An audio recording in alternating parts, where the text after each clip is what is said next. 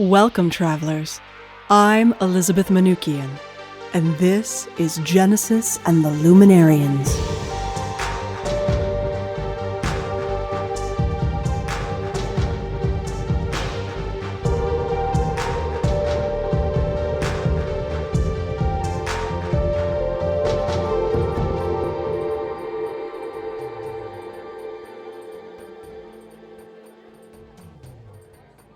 Genesis re-entered the main casino floor, met by the sound of music and a few vacationers who had begun to wander in, wide-eyed, laughing loudly, speaking about obnoxiously mundane things unintelligibly. A red-faced Caucasian woman in a light blue visor and white shorts was hanging over a machine, guffawing with her male red-faced counterpart. He was spinning side to side on a red velvet swivel chair that was bolted to the ground in front of the machine. The man in the chair kept shoving his player's card into the green-lit slot, and it kept popping back out. He was too busy laughing over whatever to notice how many times he had popped it in and out of the machine. Jen moved back up the main pathway on the floor and made a right towards the elevators. The iron gate of this antique elevator clunked backwards in 3 shifts, opening just as she approached, and she stepped in. The old-fashioned elevator attendant in white gloves and conductor's hat gave her a courteous smile. Genesis nodded, but was too lost in her swirling thoughts to smile back. "Floor, madame?" he asked. 3. Her eyes narrowed further at some invisible thought from the near future. The gate hinged closed once more, and with the press of an old bejeweled elevator button, the ancient contraption lurched upwards. After a few moments of whirring and rumbling movement upward, the bell at the top of the door gave a rusty ding, and the attendant moved the lever to reopen the gate. "Floor 3. The attendant announced. But Genesis had bolted from the elevator before he had even finished his announcement. She knew she only had moments before Mr. Tom Jones would be impossible to track down. It was necessary that she find him. She spun around the corner of the hallway in her thick-soled leather motorcycle boots that were laced up her calves and began jogging past the room doors towards room 317. The doors in this hallway looked similar to the ones in the basement security headquarters, but clearly more effort had been put into restoring the deep emerald green paint and tracing the ornately swirled figures of the golden room numbers upon each door. 311, 313, 315, a questionably long stretch of wall, and then finally, she arrived. Room 317. Genesis grabbed the round end of the rusty old skeleton key that looked like something out of a pirate's dungeon. She thrust the key into the keyhole below the knob of the room's door and turned.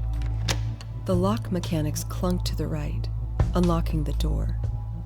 Just as Genesis went with her black polish-tipped fingers to grab the knob and quickly turn it, it turned on its own, from the inside.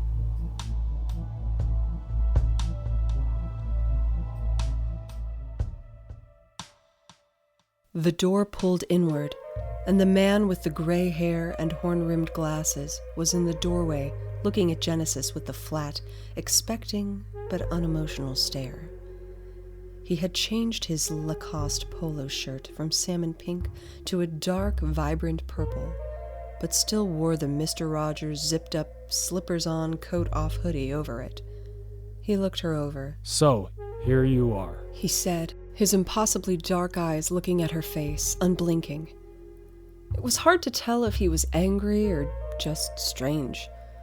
He blocked the doorway for a moment.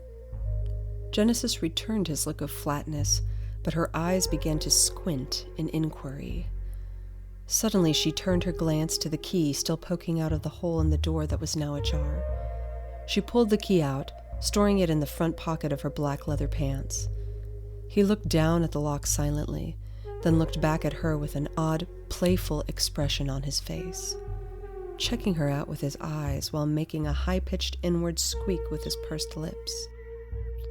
Tom Jones's eyes met Genesis again. He lifted his left hand and motioned with his pointer and middle finger together in 2 quick flips towards the inside of the hotel room, that she should come in. Annoyed that he had anticipated her arrival, she obliged and stepped into the haunted room, following behind him. The room had 2 queen beds, with bedspreads and matching pillowcases woven with exotic patterns of jewel-toned purple, blue, and green metallic gold thread. They looked like something that had been imported from an expensive and exotic market far away. The walls were painted an even deeper, darker green than the exterior door, and a big golden swirl was hand-painted diagonally in ostentatious bohemian patterns across the same wall that the bed's iron-worked headboards rested upon. There was an antique-looking dark wood secretary's desk in the far left corner, with a violet velvet swivel chair in front of it. On top of the closed desk sat an equally antique desk lamp with a green glass shade.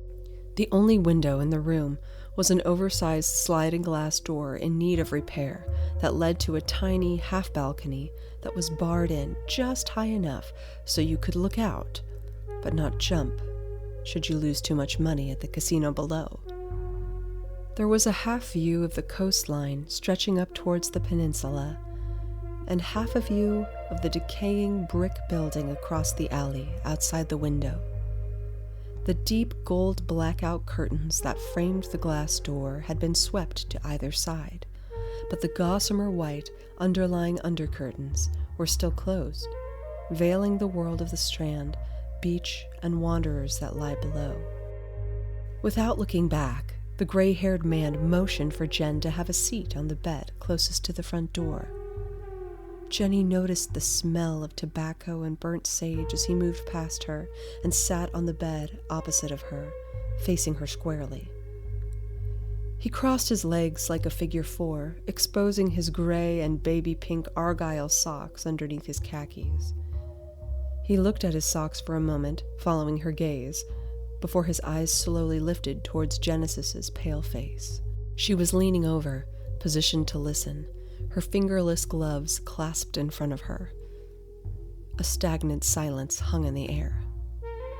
"So," Genesis began, annoyed that she had to start this conversation with this gambling professional tryhard. "You go by Tom Jones?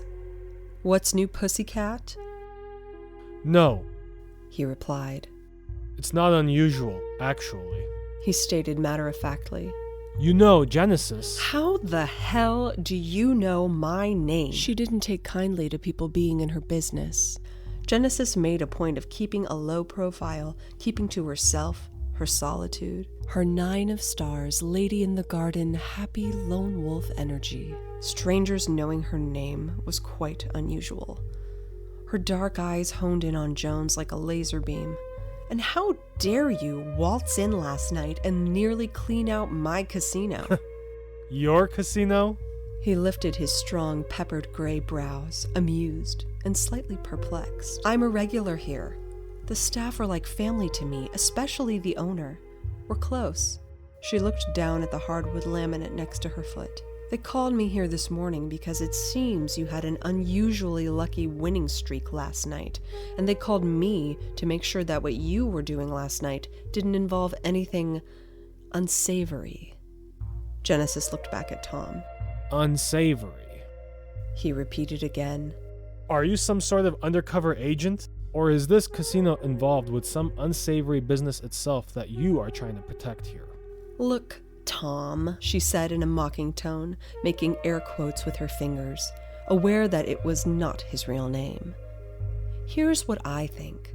I think you picked this particular casino on the Strand on purpose because you knew that this casino is my casino and that I'm a regular here, and on top of that, you knew that by drawing attention to yourself, you would get Art's attention, who would in turn call me."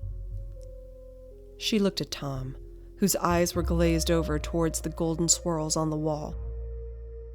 She continued, "It seems to me that you and I have a shared history, Tom, or somehow your luck and my luck come from very similar beginnings. Am I correct?" He He smiled at his shoes and looked up at her, amused. She couldn't help but notice he was rather dashing. I knew your mother, he said to her. He unzipped his hoodie and showed her the pin on his purple shirt directly over the Lacoste logo. It was a crest with the letters CERN printed diagonally over it.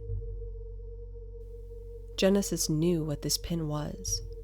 She had seen her mother wear it on her lab coat every day when she had said goodbye to her before leaving for work. Genesis stared at him silently for what seemed to be like an eternity before she responded. "Where can I find her?" Her voice was shaking with sudden emotion, heat rising in her cheeks.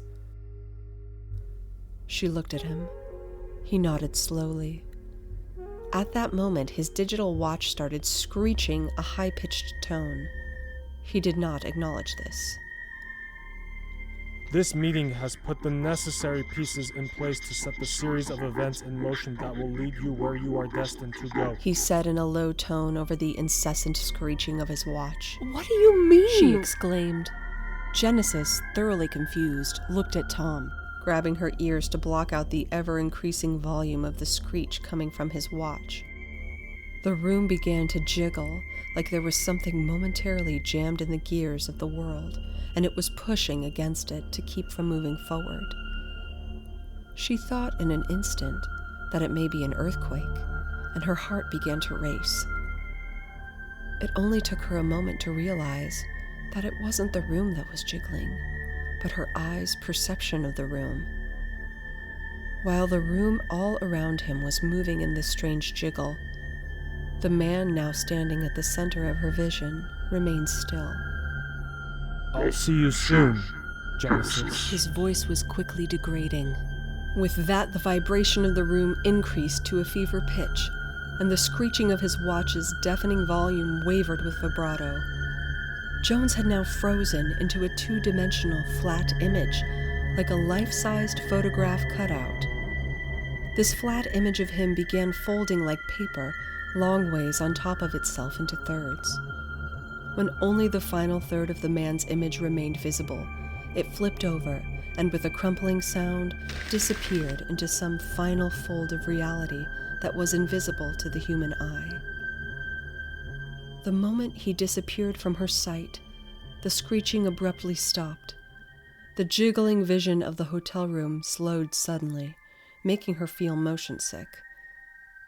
Her view of the whole room swished back and forth, like a Ferris wheel losing momentum as the people at the bottom stepped off the ride. She looked at the digital clock on the nightstand that was flickering back and forth in the same swinging movement as the room. 8:45, 8:46, 8:45, 8:46. She sat herself back on the bed to close her eyes to try and settle her mind and stop the sway of the room. When she reopened her eyes, the room was still, and the clock read 8:47.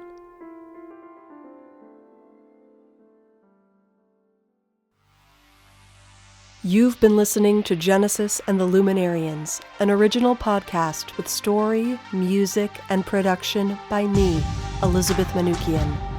Music of the Mystic and additional production by Oshin Manoukian. Episodes 3 and 4 include the voiceover talents of Dawn Viola, Phil Matson, and Sevan Esaian. See the show notes for this episode for full details. You can support this podcast by going to our Patreon at patreon.com/Genesis and the Lumenarians. Genesis and the Lumenarians is a Siren and the Strapica production. Until next time, travelers, keep searching.